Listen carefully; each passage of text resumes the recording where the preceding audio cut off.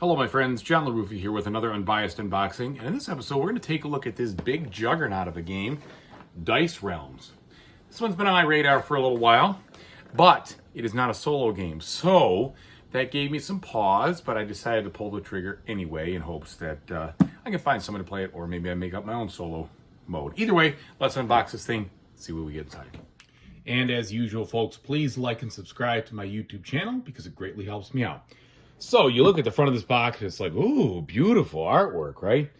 I already read some of the reviews and understand that the artwork is not exactly the most beautiful when it comes to the actual game, just because the dice themselves have a lot of standard chits. But the cards do have some nice artwork on them, at least from what I can see. But as far as the back of the box, they did a good job here. They show the gameplay kind of out here. They give you an example of what you're doing, and they show the steps, which is good.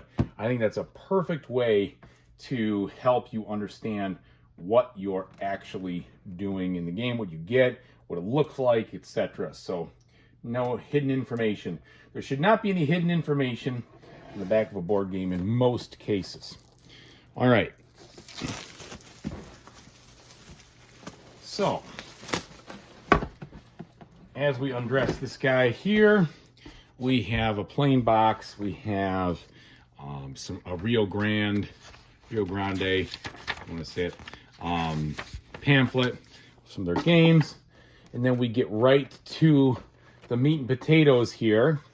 Starts out with these cards, and these are thin. So this is that thin sheet to help people understand kind of what they're doing. It's a player aid. That's fine. I'm okay with this because it means hopefully it won't warp and it'll sit flat. And that's good. So we have, let's see, we have 2 of these. I don't know why they don't have 1 per player.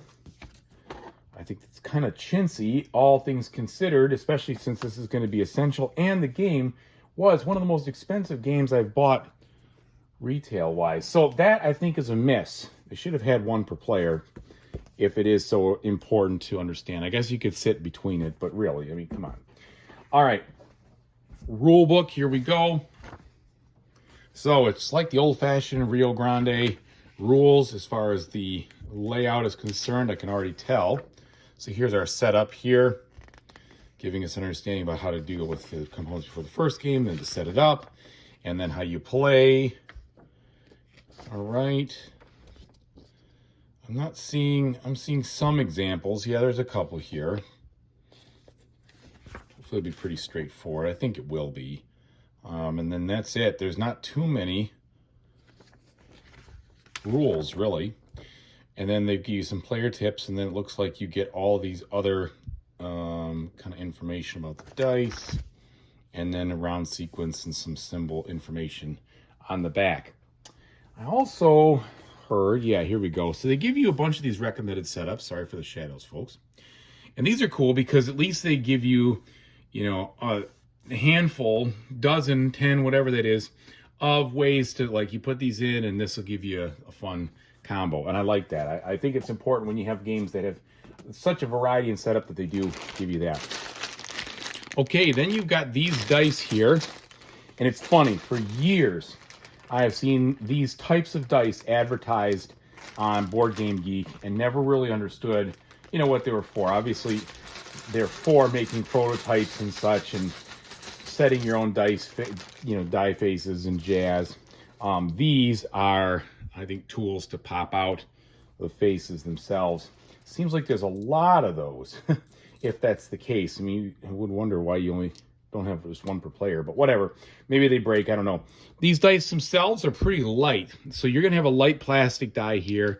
Even though they're bulky, they are not that heavy in nature. So I guess I'm okay with that because plastic is plastic. Unless they made these out of glass-filled nylon, you're gonna get that, right? And it looks like they are rigid, but they're probably not heavy glass-filled nylon. So that's okay, I guess. I do like heavier dice, to be honest, but that's all right. Okay, then we have this big bag here, which I'm guessing is going to have some kind of, you know, I don't know what you need this bag for, to be honest. Maybe to randomize. Not 100% sure. Not 100% sure. Okay, then we have our Looks like grain components here, which are orange instead of yellow, but that's okay. I don't really care, because usually these things are yellow. And then a couple of markers, and then a bunch of these little plastic die faces. So here's where the blandness comes in. You know, they all have icons on them. There's not a ton of artwork. They are plastic. That's okay. I'll deal with it. I'm not too concerned. One thing, and there's a lot of these guys, as you can see. The one thing I think they did do a good job with is giving us trays to hold them all. Because if they didn't, and it was this much money, I'd say, okay, that was a big miss. So it looks like we do have some trays here to hold them all, which is good. Here's one more package.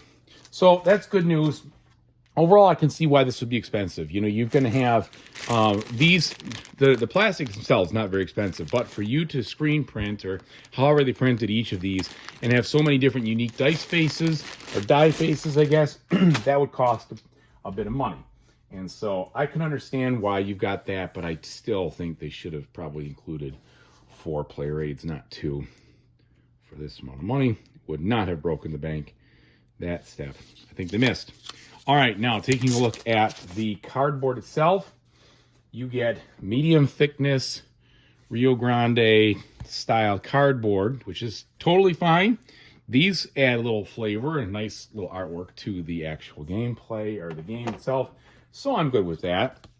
It has a reasonable amount of color with them, which is good. So it looks like we've got 4 of those sheets right there.